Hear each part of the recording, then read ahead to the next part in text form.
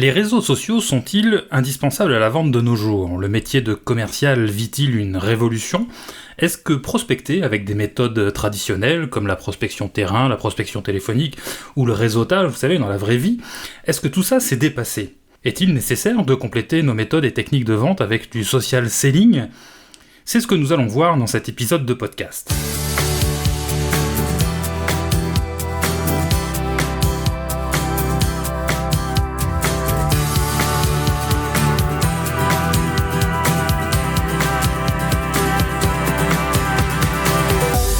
Bonjour, je suis Olivier et je suis ravi de vous retrouver pour ce nouvel épisode du podcast de votre coach commercial. Pour rappel, votre coach commercial, c'est aussi un blog, votrecoachcommercial toutattaché.fr, consacré au métier de la vente, où mon objectif est de vous fournir un maximum de trucs, d'astuces et de méthodes pour faire de vous des vendeurs efficaces. Bref, des techniques de vente qui vous feront décrocher votre ceinture noire dans la vente. Le podcast Votre Coach Commercial s'adresse à tous ceux qui sont dans les métiers de la vente, que ce soit des vendeurs, des commerciaux, en B2C, en B2B ou même grand compte, à tous les entrepreneurs, ainsi que tous ceux qui sont confrontés ou qui seront confrontés à la nécessité d'endosser la mission commerciale à un moment ou à un autre de leur activité.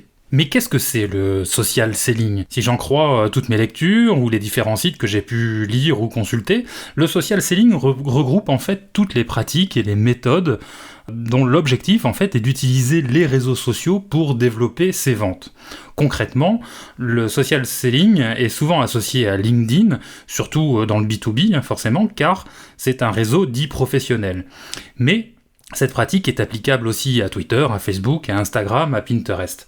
Tout dépend en fait de la cible de clientèle et le domaine d'activité où vous êtes impliqué. Le social selling regroupe toutes les pratiques en fait quotidiennes que les commerciaux et les vendeurs vont pouvoir mettre en œuvre sur ces réseaux, mais aussi toutes les stratégies, tous les plans d'action que son entreprise va elle aussi pouvoir réaliser sur les réseaux sociaux. Les objectifs du social selling sont assez divers. On compte d'abord la recherche des prospects, le sourcing en bon français. Parmi les objectifs, on a aussi la valorisation de l'expertise de l'entreprise. En fait, un travail sur l'image que renvoie l'entreprise et l'image qui est perçue par ses prospects et ses clients. Dans le social selling, on essaie aussi de mettre en place ce qu'on appelle un marketing relationnel, c'est-à-dire un marketing qui est véritablement destiné aux prospects ou aux clients existants. Grâce au social selling, on va essayer d'obtenir des recommandations, mais aussi de transformer des contacts qu'on a pu obtenir en prospects réels. Tout simplement en prenant contact dans la vraie vie, plus classiquement, avec eux, par téléphone ou par email.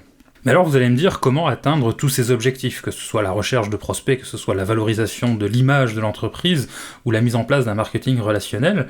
Comment faire concrètement ? Je vais vous lister quelques pistes, mais sachez que nous reviendrons en détail dans les prochains épisodes sur ces différents éléments. Tout d'abord, nous allons chercher à détecter ce que l'on appelle des signaux forts, des signaux faibles dans votre réseau. Encore une fois, ne vous inquiétez pas si ces notions ne vous parlent pas, parce que de toute façon, on reviendra dessus ultérieurement, sur d'autres épisodes. Pour atteindre ces objectifs, on va essayer aussi d'optimiser le compte dans l'entreprise, le profil personnel que l'on a sur les réseaux, et surtout les développer et les valoriser. On va faire une veille, bien sûr, une veille que vous allez pouvoir réaliser par vous-même, ou alors, carrément, vous allez pouvoir automatiser cette veille. Tout ça dans le but de récolter des échanges, des publications, des réactions, des commentaires, qui vont pouvoir vous être utiles à l'avenir. Vous allez vous-même, d'ailleurs, publier du contenu de votre service marketing, par exemple, ou du contenu que vous allez réaliser par vous-même. Vous allez par exemple relayer les informations de votre service marketing, relayer des événements qui sont liés à votre entreprise, ou carrément des éléments de contexte, par exemple de nouvelles normes dans votre profession, de nouvelles obligations, ou des innovations de vos fournisseurs. Pour atteindre aussi ces objectifs, vous allez pouvoir, grâce aux réseaux sociaux, surveiller la concurrence, surveiller votre marché. Vous allez pouvoir aussi interagir, c'est-à-dire recommander, féliciter, commenter différents posts ou différents événements de vos prospects, de vos clients ou de votre réseau au sens large. Vous allez chercher aussi à obtenir des recommandations de vos contacts, de vos clients existants, par exemple, et vous allez pouvoir contacter directement des prospects, des pistes, des personnes qui sont sous votre viseur pour faire croître votre réseau, pour faire grossir finalement votre portefeuille de prospects. Finalement, vous allez cartographier que ce soit les entreprises, les clients, les fournisseurs, et les réseaux sociaux vont vous y aider vraiment de façon efficace. Vous allez éventuellement pouvoir utiliser la publicité, soit vous directement, mais enfin bien sûr, plus sûrement par l'intermédiaire de votre entreprise. Encore une fois, ne soyez pas inquiets, je vais détailler tout ça dans les prochains épisodes. Une notion sur laquelle je voudrais revenir, c'est qu'on discerne souvent dans le social selling le soft et le hard selling. Alors, qu'est-ce que c'est que le soft et le hard selling ? En fait, ce sont deux types d'approches dans le B2B assez différentes. En fait, le soft selling, c'est une approche plus qualitative, c'est-à-dire qu'on va chercher à avoir des qualités relationnelles plus importantes. Finalement, ces qualités relationnelles vont être au centre de l'approche. On va avoir un travail sur la pertinence de son propre contenu, de ses publications ou de ses commentaires, et des infos qu'on va relayer. On va essayer de conserver finalement une authenticité dans notre relationnel.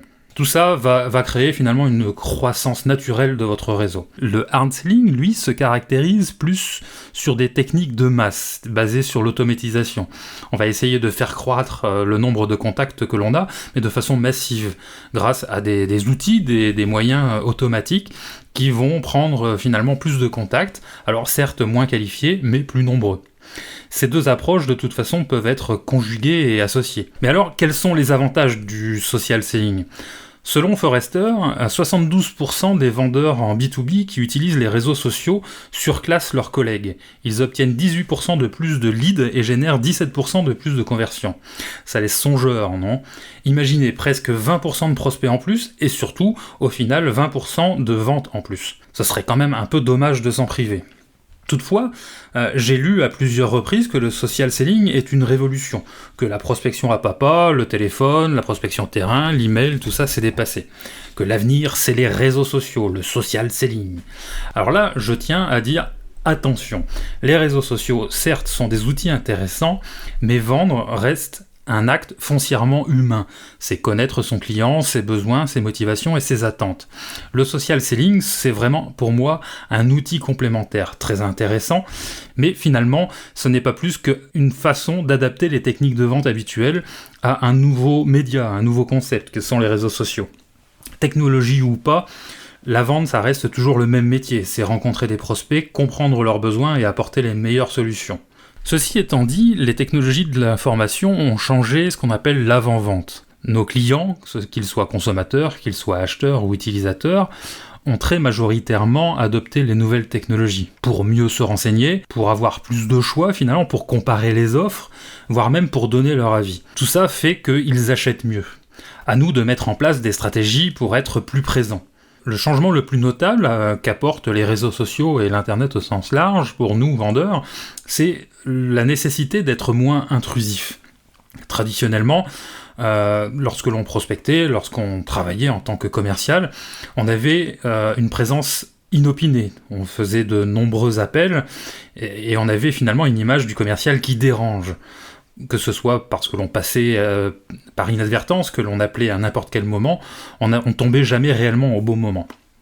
Et puis en plus, notre présence était trop parsemée, que ce soit lorsque l'on prospectait, mais aussi dans les contacts que l'on avait avec nos clients. On faisait quelques passages dans l'année, au moment où on était assez présent au moment des renouvellements des contrats, mais aussi dans la gestion des litiges, ce qui finalement n'était pas très bon pour créer une bonne relation professionnelle. Mais mettre en place une visibilité grâce au social selling nous permet d'avoir une présence qui est plus constante. Faire en sorte que nos clients pensent à nous quand il y a un besoin. En effet, le fait de pouvoir donner de nos nouvelles grâce aux réseaux sociaux, que ce soit par des publications, que ce soit par des commentaires ou autres événements, fait en sorte que nos clients pensent à nous plus facilement quand il a un besoin. Grâce aux apports de valeur que l'on a fait, les apports d'informations pertinentes, le partage de notre connaissance et une communication efficiente. Au final, on a des relations qui sont plus agréables parce qu'on n'interrompt plus nos clients au mauvais moment, ou alors on ne prospecte plus les clients ou nos prospects à des moments qui ne sont pas adaptés. Maintenant que le décor est planté, on va pouvoir passer aux stratégies à mettre en place pour bien utiliser les réseaux sociaux et vendre grâce à eux. C'est ce que nous verrons dans les prochains épisodes. Qu'est-ce qu'il faut mettre en place ? Quels sont les prérequis au social selling ? Comment concrètement prospecter sur LinkedIn et faire vivre notre réseau ? Je vous donnerai quelques conseils de choses à faire et de choses à ne surtout pas faire. Mais au fait, est-ce que vous pratiquez vous-même déjà le social selling ? Quelle stratégie vous avez mis en place ? Quelles sont vos méthodes, vos routines en la matière ? Venez nous expliquer tout ça sur le blog, vous pouvez faire des commentaires dans l'article consacré à cet épisode, vous pouvez aussi me contacter sur Twitter, sur la page Facebook de votre coach commercial, sur la page contact du blog tout simplement, avec un petit formulaire à remplir. C'est pas les moyens de me joindre qui manquent. Et d'ailleurs, j'allais oublier, vous pouvez aussi me contacter sur mon profil LinkedIn, bien sûr. Allez, à bientôt, et d'ici là, bonne vente.